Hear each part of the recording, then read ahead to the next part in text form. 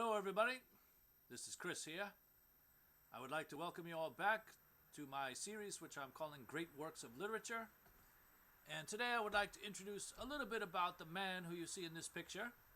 This is actually a photograph of the American author by the name of Edgar Allan Poe.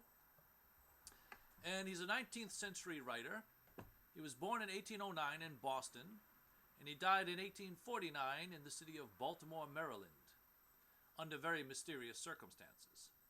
So even to this date, even to the modern day, nobody really knows 100% for sure how or what caused Edgar Allan Poe's death. There are a lot of theories circulating out there as to his cause of death, but nothing definitive has been proven. So what we're going to do is we're going to focus on a little bit of background of Edgar Allan Poe. I'm not going to describe his whole life and career. That would take too long. And in my classes, we've watched a couple of very, interesting and informative biographies of Edgar Allan Poe, so I can recommend those if you want to check them out. One of them is the original A&E series, which was called Biography. So if you type up A&E Biography, Edgar Allan Poe, you should find the hour-long episode of that series, which was done several years ago on the A&E network. Also, you could try a new biographical movie which I saw recently, which I believe is called Edgar Allan Poe Buried Alive. And it stars Dennis O'Hare as Edgar Allan Poe. And it's a pretty good movie in the sense of a documentary of Edgar Allan Poe's life, and it has a lot of footage from different, literary critics, and there's even some video footage from Edgar Allan Poe's fifth cousin in that line of his family. So it's a very interesting story, and the narrator of that documentary is Kathleen Turner, the famous actress. So we watched that recently in our classes. So if you're interested in seeing a whole, hour-and-a-half documentary about the life and works of Edgar Allan Poe, including his mysterious death, I would recommend checking that one out. Again, I believe it's called Edgar Allan Poe Buried Alive. So what I'm going to do is I'm actually going to introduce a little bit of background and information about the short story that we're going to start with in this particular series of Great Works of Literature. And the story that I've chosen to start with is actually Edgar Allan Poe's story, The Cask of Amontillado. Now, if you've been following along in the Analyzing Literature series that I've been doing over the past month or so, I believe in the fourth installment of that Analyzing Literature series, I did a kind of plot diagram and close sort of graphic organizer reading of Edgar Allan Poe's The Cask of Amontillado in terms of how the plot develops. But I didn't really go into all the details of the story because there are many, many things going on in the story. So we're going to do it in a couple of different installments over this series. Today I'm just going to focus on some of the background information of that story. So it's a very interesting story, and we're going to look at it in the future episodes and set it up and go through why I think and in what ways I think this is a great work of literature. So I'm actually going to switch a photo here because if you're not aware, in Boston, down in Boston Common, near Boston Common, if you've ever been to Boston Common, right across from the Boston Public Gardens where they have the swan boats, there's a little plaza.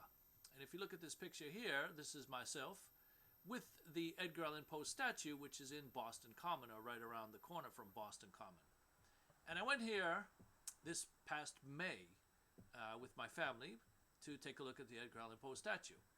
So this apron that you're looking at in the photograph is not original to this statue, of course. This is what we call Boston humor.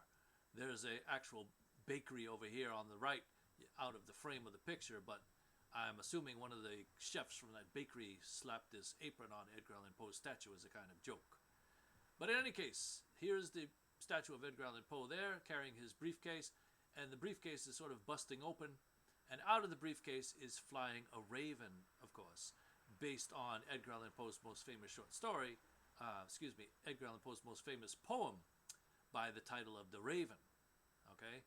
And you can't really see it, but on the back of this particular suitcase is an actual sculpture of a human heart. And of course, that would represent one of Edgar Allan Poe's most famous short stories, The Telltale Heart. So, as you can see, the statue is, sort of what they call life-sized. Okay, I'm sort of standing in the background. You can see how I'm about 6 feet, just about. Poe is actually, in life, was a little shorter, I guess, than 5'10" or so. But this is in Boston, so if you ever have a chance to visit Boston, and you're going to go to the Boston Commons, the Boston Public Gardens, I would just recommend taking a little sidestep over to this plaza and checking out this Edgar Allan Poe statue. It has been there for the past couple of years. All right, so getting back to Edgar Allan Poe here and the story of the Cask of Amontillado, there are a few theories as to where Edgar Allan Poe got his inspiration for this short story. And not all of them, obviously, are, 100% accurate, and, you have to take some of these stories with a grain of salt. But the most famous one has to do with the story that is told or is reported from the time that Edgar Allan Poe was serving in the U.S. Army in 1827. All right? So Poe was someone who joined the army as a means to try to find a way to support himself, because his foster father was not giving him a lot of financial support. So he was very, in much dire economic straits at the time. So he joined the army, and he joined the army actually and served in Boston. And he served at a place called Fort Independence, which is now on the island, which we call Castle Island, outside of Boston. So I'm going to flip down here and show you a picture. Here's my son and I. If you can see this photograph, my son and I are actually standing outside the front gates to Fort Independence in Boston. All right, we were not able to get in on this day because the fort is actually open to the public only on Saturdays and Sundays for tours inside the fort. But my son and I here standing outside the front entrance. So this is where Edgar Allan Poe served in his days in the United States military. Here's a picture of the inside. We were actually able to go inside that gate. One of the people who work at the fort allowed us to go inside the gate and take a couple of pictures on the interior, but we couldn't tour the buildings or anything inside. So that's a picture of the interior of Fort Independence. And then you go over to this one. This is the outside on one of the banks. Now this is on the seacoast, of course, so it's a protective fort, or it was in the old days when Poe was there. So Poe served on Castle Island in the United States Army in the year 1827. All right. So in 1827, he was stationed here at Castle Island, Fort Independence. And I have another photograph here you can take a look at of Fort Independence. So this is what it looks like from above. Okay. So Fort Independence from the air, it's kind of a star-shaped fort. Now, when Poe joined the army, he actually lied about his age to get into the army, to get into the military, and he actually entered the military under an assumed name. And he used the name Edgar A. Perry. Okay, so when he was stationed here at Fort Independence on Castle Island, he actually was using an assumed name, Edgar A. Perry. Now, while one of the stories about how he got the inspiration for the story, The Cask of Amontillado, is from stories that he heard from fellow soldiers while he was stationed on this island. And one of the stories that was told to Edgar Allan Poe, according to this theory, according to this sort of legend, if you want to use that word, is that one of the sources of inspiration for Edgar Allan Poe's short story, The Cask of Amontillado, comes from a story that was told by the soldiers to Edgar Allan Poe about a lieutenant by the name of Robert F. Massey, who was killed in a sword duel with another lieutenant by the name of Gustavus Drain. Okay? And this, in the old days, as you may know, when there was a major dispute between two people or, two parties, one of the ways that they could settle that dispute would be to have a duel, either gunfights or swords. In the old days, if you happen to remember, Aaron Burr, okay, he was involved in a duel way back in the days of George Washington. So duels were not that uncommon or unusual in the days of Edgar Allan Poe, even in 1827.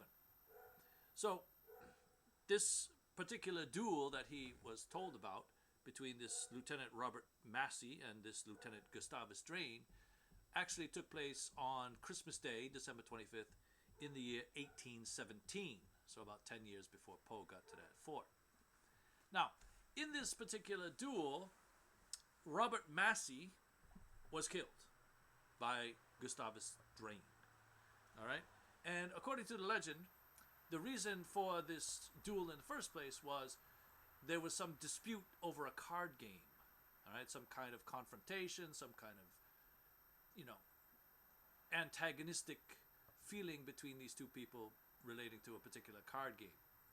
So, we don't have the record of who challenged who to the duel, but the long and short of it is that this Lieutenant Robert Massey was killed, and it was a duel with swords in this case.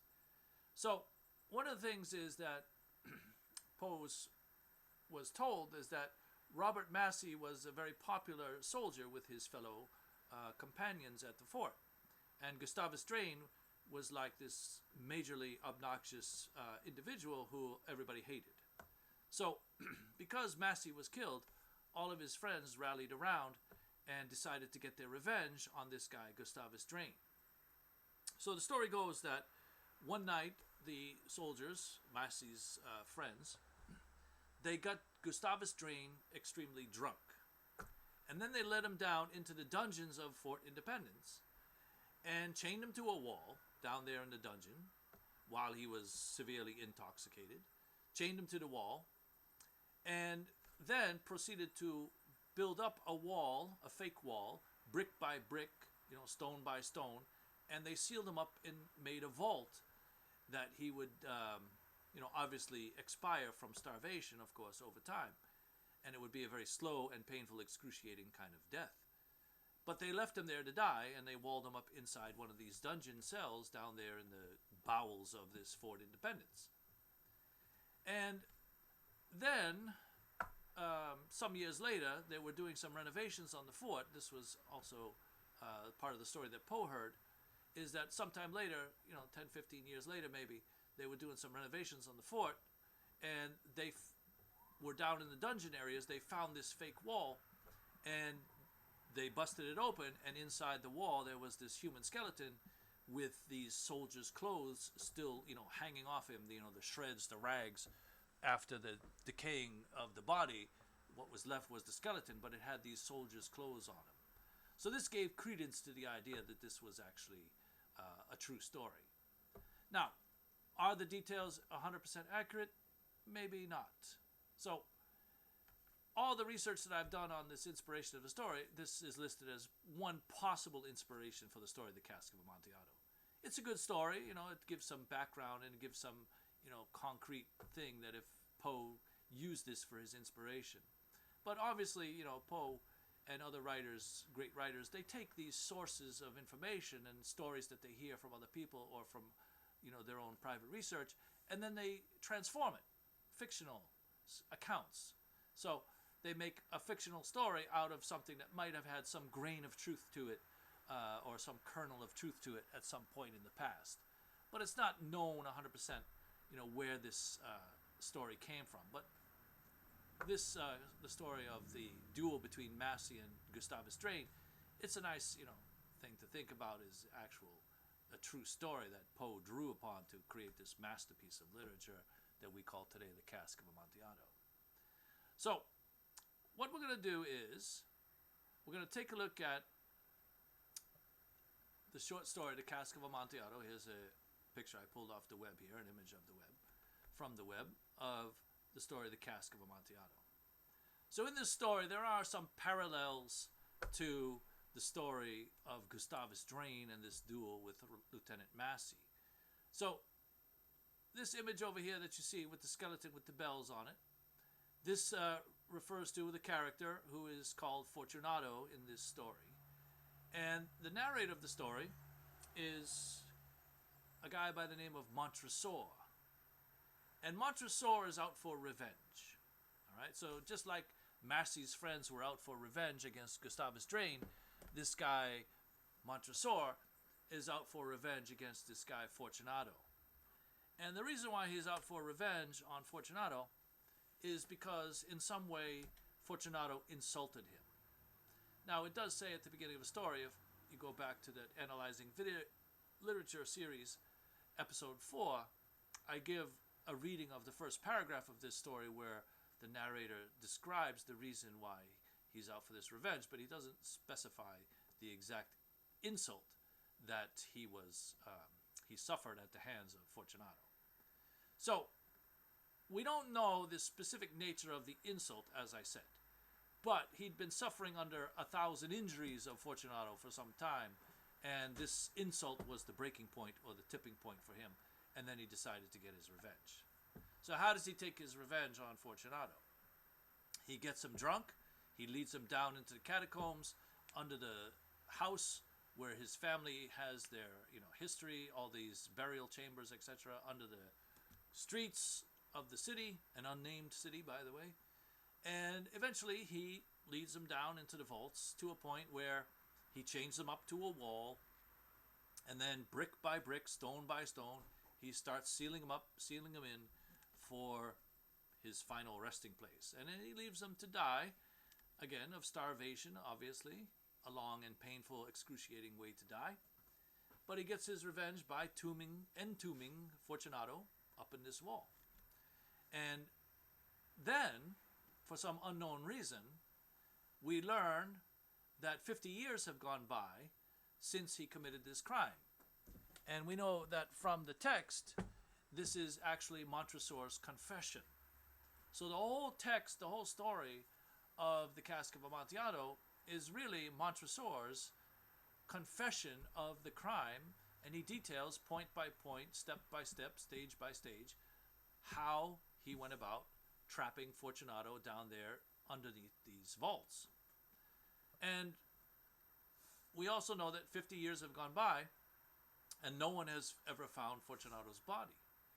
So the bottom line is that Montresor has gotten away with this crime for 50 years and never been associated with it or never been attached to the crime or the disappearance of Fortunato in any way. So the overall question is then, why is Montresor taking the time and condemning himself to execution for the murder of Fortunato, even though 50 years have gone by?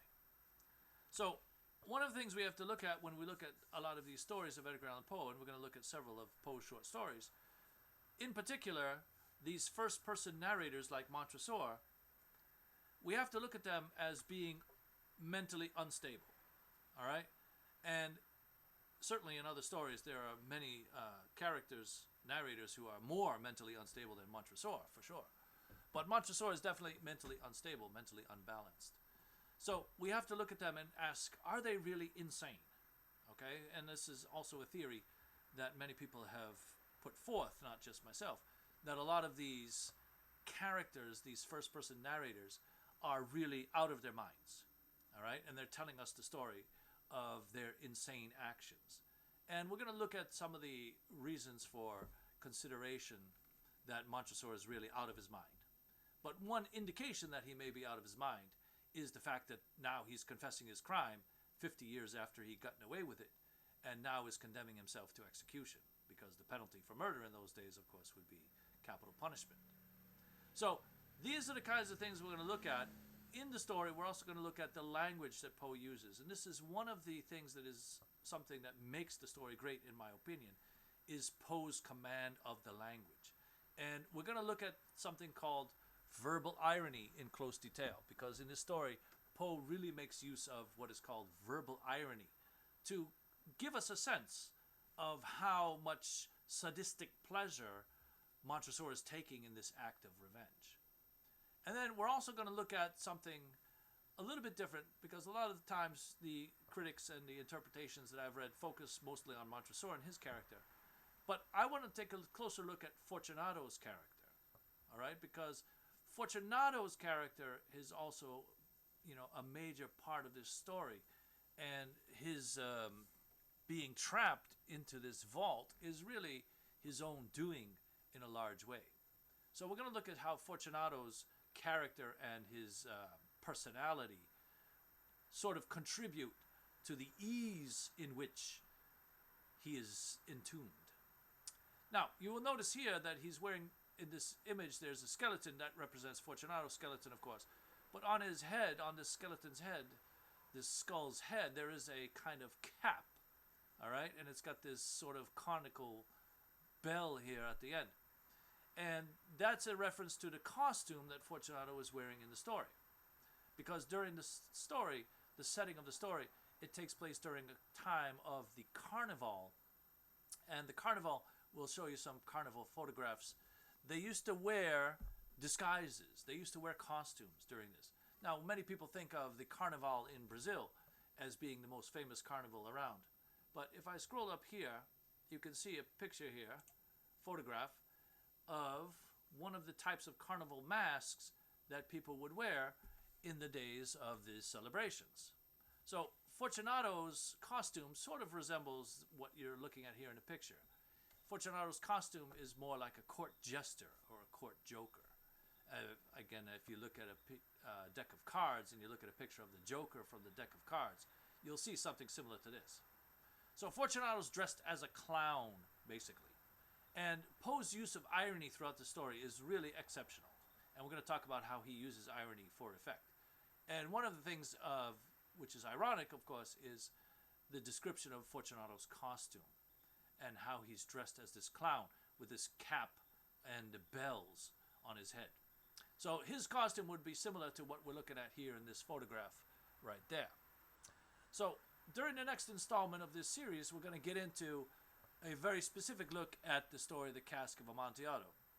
It's actually a story, as I said in an earlier episode of this Analyzing Literature series, about 10 pages, if that. All right, it depends on the size of the book, of course, but roughly 10 pages.